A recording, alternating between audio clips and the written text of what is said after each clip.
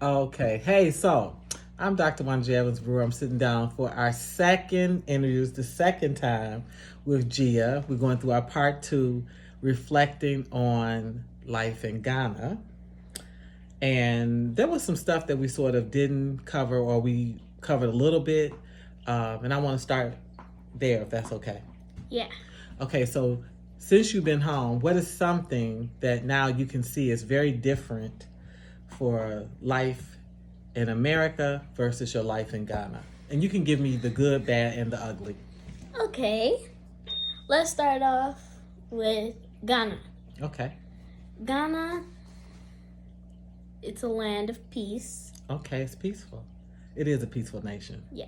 Yeah. And kindness. Kindness. What do you constitute as kindness? Because that's a big concept. What do you mean that it's a land of kindness? What do they do that's so kind? For saying what they do that's so kind. Yeah. What do you constitute as kindness? Kindness is mostly like you never see anybody necessarily having outside street fights or Okay. cursing at each other or fighting anywhere. Okay. So They just get along together. I mean, well, you know, they have conflict. So when you have seen conflict, how is it dealt with differently? Because I mean, everybody around the world, at some point, you're gonna disagree with someone. What do you see them do differently? Or maybe you didn't experience that while you was there. No. You didn't? No. That's a beautiful thing, Gia. Okay, so you like that? Yeah. Okay, what else? Okay. Now we going into America. So you've been back. We've been back now like 3 weeks. Yeah. And? 4 or 3. Okay.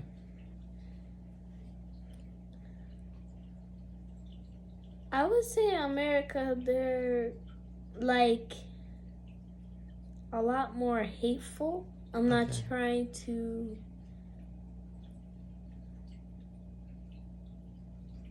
say that Ghana's more better than America or you just explaining like what you see as different. Yeah. Okay. What I'm saying as different is like bad habits. Okay. Horrible bad habits. But give an example of what you consider to be a bad habit. Because you used a strong term. You said hateful. Hateful. Yeah, that's strong. So what's a bad habit? What I said that they don't do in Ghana is what they do. So they basically do have street fights. Okay. That's true. Do fight with one another. That's true. Talk hateful. Yeah. And disrespect one another. And sometimes when they do it too much, they end up hurting. So since you've been back, you've witnessed some of that, or you've heard some of that? I witnessed, but not, the person was not hurting anybody. Okay, they were they're just doing talking. Doing it to themselves. And I'm not going to lie, you know, that even hearing people talk hateful or disrespect each other is stressful. Yes. Especially if you come from someplace where you haven't been going through that. Okay, what else? So I want to say something about this person. Okay. When I witnessed this. Okay. We kind of witnessed this today in the store. Okay. Remember? Yeah, I know you got upset. Yeah. Yeah. There was this one guy where he was just absolutely crazy, just kind of like a mad person, just in there cursing, yelling out bad words. Then when we got to the cash register, he saw an old man standing there. He was just cursing and cursing and cursing, and the old man left the store, and then he talked to the what do you call it? Cashier. Yeah, cashier. And he started talking about the old man and cursing about him. And one thing I'll be trying to teach you is that even though we know poverty is high Yeah. in Ghana, one thing that we face here, even though we have a fair share of poverty Yeah. that they can't see, they think is that no poverty exists here, but it does, and it's pretty intense. But we also have a fair share of just mental illness, where it's a lot of people that are just sort of walking among the general population that need services, and I think he was one of them. And so, that was part of the reason that the old man just left, and that people didn't disturb it, because, we didn't know what his issue was. It wasn't necessarily drunkenness. It seemed to me more like mental illness. So, you got to keep your cool in that. But I can also understand why that was stressful. And it also scared me, because I heard him saying bad words in aisles. And I was going to just pick a snack so I can just go to my mom so I can just stay away from this person. Yeah. But each aisle I was going to look for my snack, I got scared, so I just picked anything and left the aisle. Yeah. Because I kept hearing him come closer and closer to each aisle, so I just tried to hurry up and leave. Yeah, and that's one of the things, like, how do you manage yourself with that population? What do the adults around you do or say? And a lot of times there's a level of helplessness in it that you just don't feel other places. So I thank you for sharing that, and I was very proud of you, because you basically, like you said, you grabbed your snack and you came back to who is your protector, which is me. So you came back and you stood with your mom. Okay, so that's your issues around peacefulness and hatefulness. You back home, people were happy to see you. You went to 2 different sanctuaries, and you were received at both sanctuaries. But what's been your favorite, when you think of favorite experience? And you said, just sharing about being back. What is something that every place you go, it's on your heart to tell people about Ghana? Let's see. It could be anything. It can be anything. I mean, this is you excited about, your life. What's exciting? The most exciting stuff in my life is friends and family. Okay. And each time I go to any country, I always meet a person who likes me and a person who is so about you. Yeah. Okay. Well, I think that's life. Yeah. There's always somebody that's not going to like you, but in general, if you leading with the right hand of friendship, most people will like you. They will receive you enough to at least be able to do greetings and salutations. Yes. Yeah. Okay, so who's your favorite person in Ghana? Because I know here you couldn't wait to see your grandma and you couldn't wait to see these cats. Yeah. But who's your favorite person in Ghana? Or persons? Yeah, let's say person. Okay. Who are you missing? Because you've been running around here missing. She's been missing her family over there. Who are you missing? Can I say everyone? Okay, yeah. I mean, if it's everyone, it's everyone. Okay, then can I mention the names? Let me hear. I miss my cousin Susie. Mm-hmm. I miss my friend Joseph. Mm-hmm. The homework buddy? Yeah, the homework buddy. Probably one of the greatest people I've met. He was a really kind person. Okay. I miss Priscilla. Priscilla? My friend Georgina. Georgina. I miss my bestest friend, Aquia. Aquia. She's the cutest. Okay. And I also miss Kobe. And I miss Auntie Raya. And I miss Grandmother Vig. Okay, what is it that lets you know that you miss them? What is it that you're missing? Okay, all the people that I mentioned, I'm going to tell you what I miss about them. Okay. What I miss about Susie is she's a good person to be with around. She's my teacher. And another, she's just like a sister just like an older sister, and she takes care of me. Whenever I need anything or I need help with something, she's always there when Mom is not around. Yeah, I was really proud of Susie because I know you had a couple of major incidents. One, believe it or not, Gia did have a bout with malaria. She got a small, it was at the lowest level because we caught it earlier because she started aching, but she went from my place to Susie's place and she didn't take her malaria tablets. Now, the mosquitoes don't like me. Whatever it is, they take a couple of bites, they done with me. But they absolutely love Gia. So Gia called me up and she said, Mom, remember what you were saying about my malaria tablets? I didn't take them. And so it kind of left her open. But Susie was on it. Susie had her at the clinic, had had her checked. They did the little malaria screening. And then she had her medication. And it was all settled within minutes. So she kept me abreast of what was happening. Nobody panicked, but then she also took her to the clinic and took care of things instead of letting things get worse, waiting on Mom and all this and that. So that's why I don't just call Susie your cousin. I call her your what? Sister Mom. Yeah. Because she immediately, those maternal instincts kicked off in Gia. And then we had a second bout, which is Ghana is really hot. Of the places we've been, for us, Uganda was one thing and Tanzania was another. South Africa is actually just relatively cool, although that's hot to them. But Ghana for us was really, really hot. And so you had a severe breakout. Yeah, which was the heat rash. She had, but her heat rash is it was to the 3rd degree. Where you can even see it some with her palms. With her palms, with her hands. Let them get close where you can see there's discoloration there and she got dried out. And Susie, again, Sister Mom was on it. She took her. They got ointment. They had powder. But she also had to take a shot. And I don't know if that helped. It didn't help. What they did was they put the shot inside my veins. And they said in a couple of days it'll work. And on those couple of days, Homework Buddy was going to take me to the mall. Okay.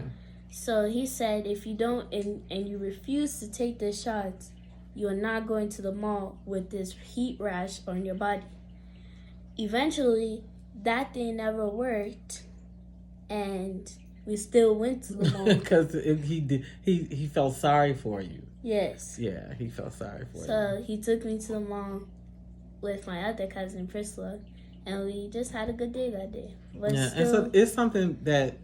Now I know, because basically being born in North America, we can handle a way more cold and we're not used to that level of heat. Because I think even at 8, 9 o'clock at night, you could still see it was 82, 83, 84 degrees. And that's really hot for us. And she's always been a person that's carried a lot of heat and she sweats a lot. And I'm not too much different, but I manage it better. I know, so, I'm not a child. A child wants to skip and hop and jump and play all day, which is keeping that body temp up. And so now I know that, and she was staying someplace where there was no air conditioner. They was working with a fan. And so this time when we returned, I would make sure that, at least in the evening, when it's time to rest, she gets a break from that heat. Because that heat rash was not only just the bumps, but it was it was the complete drying out of the skin and then the scaliness. And believe it or not, we're still fighting it. We have the shea butter, and she, and she's applying it, but hers has taken longer. Mine healed up a lot quicker. Hers is still taking longer. And it was all on her stomach, all on her back, her arms, her inner thighs, it was everywhere. So that's my legs. Yeah, that's something for parents to consider, that all the practical things you need to do to keep a person cool, which is, not only just air conditioning, but it's also your fan. It's also drinking lots of water. It's also, saying, okay, the heat, the sun is at its highest point from 12 to 2, and that's the time maybe that child shouldn't be in the sun. But of course, Ghana is a peaceful nation, and children enjoy being children, and it was curious about her, so she was completely active in it. So yeah, we learned that. So all right, so Susie was a good sister mom. Yeah. Okay, let's talk about the other people, because okay, we got make a it quick, little you bit can't too carried away. No, it was important because the other things in terms of the rash and the malaria. That's important to know because Yeah. people are going to travel to Ghana and take their children with them.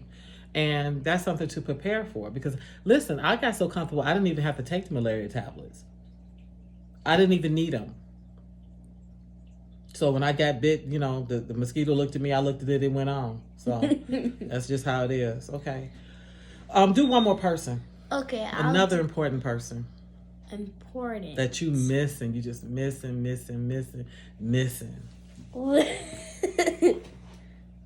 Homework buddy. Let's say homework buddy. Okay. Joseph. Okay. Joseph is a help person. Like, necessarily, if Susie don't have the time or she don't have the money, she'll call Joseph and he'll bring me food and he'll help me with the homework. If he doesn't have time to go home, he'll stay with us and then he'll go home the next day early. So he's extra helpful and supportive. Yes. Yeah. He was somebody that saw you off at the airport too. Yeah, he even escorted me off to the airport. And he even walked with us to the whole end, and that's when we went into the full airport. Yeah, he stayed with you to the very very end. And that's big on their day because neither Susie or homework buddy have a car. So after they do that long bus ride, they got to do that whole transport back to where they stay. And sometimes that can be an hour or two. But actually, Joseph lives kind of close to my school. So down to my school, you just have to go, like, just kind of far and then turn. No, but I meant coming back from that airport after he saw you off. Yeah, that's... Like, he had the ride, but still, at some point, he had the long transport back home. But that's how much you mattered to him, that he wanted to give you that final time. Okay, well, that's the homework buddy. Hold on, that's not done with the homework buddy. Okay, well, come on with the homework buddy. Homework Joseph, buddy. she loved you. Homework buddy also is my best friend. Is because he's a nice person to be with. We even went to get food together. We went to the mall together.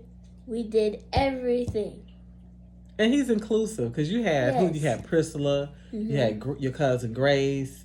Who all went when y'all went to the mall? We had Priscilla, Grace, Georgina, and Joseph. Okay, well, best friend, huh? Best friend, surrogate brother. Yeah, that's beautiful. Yeah, that's beautiful. That's another example of just how, inclusive the Ghanaians are and how, you never really meet a stranger. You always either meeting a friend and you rarely stay friends with them. If they're close to you, you immediately sort of indoctrinated in as family and you're treated as family. It's not like you think, oh, that's a phony title. It's like you completely feel like family. So I'm not surprised, but I'm surprised, and he seems like a best friend. Like even now, both of them, Susie and Joseph, are regularly on the WhatsApp checking on you, talking to you. Yeah. One day I actually got to see him on the phone. Yeah. Both of them in person. Yeah. Video chatting. Yeah. All right. Now art. Your art has shot up. Yes. Francis Sir Nunu has done good work with you because before you was drawing how? Stickman. Stickman. Like the stick man or like the stick man? Like the stick men plus stick women. Okay. So everybody. Now you actually are drawing some stuff that looks halfway like people. Yes. I was really impressed. She did a mermaid and a merman. She made a point to let me know that's a merman. And it was really, really good. It was so good I sent it. I took a picture of it and I sent it to Sir Nunu. He was very proud. But his thing was he thanked me for allowing him to have time with you, to help work with you. And they're so gracious, like who is he to thank me for that? Like I'm thanking him and he thanking me that he had an opportunity to even work with my daughter. So we're beginning to wrap up. Yeah. because at some point we'll sit down for even a part 3, because I really want parents to feel good about taking their children to Ghana. I want to keep giving time to Gia as she shares things, to process her trip and value it in a different kind of way, because it did give her way more confidence and maturity. And they taught you, like you said in the last video, they taught you manners. Yeah. And it gave you energy to care more about elders. What is something, a life lesson, what is something important that you take from Ghana and you think about it every day?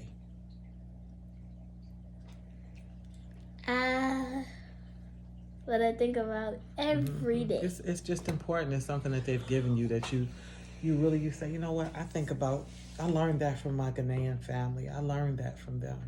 What is something? Too big of a question? You can't handle that? You can't handle that? You know we're recording. I said that last video. Sorry, y'all got to be me. Okay. It's just something you learn from them that you say, you know what, I'm glad I had an opportunity to meet them and be with them, because I've learned that from them.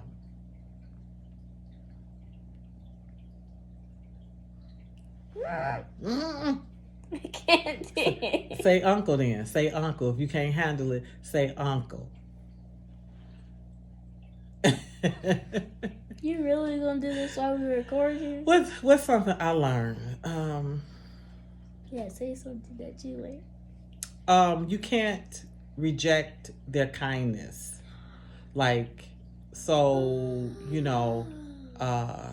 I remember that. If they want to buy, like, even though they have so little, they may buy you something or give you something, you thinking, no, you don't need to spend your money on me.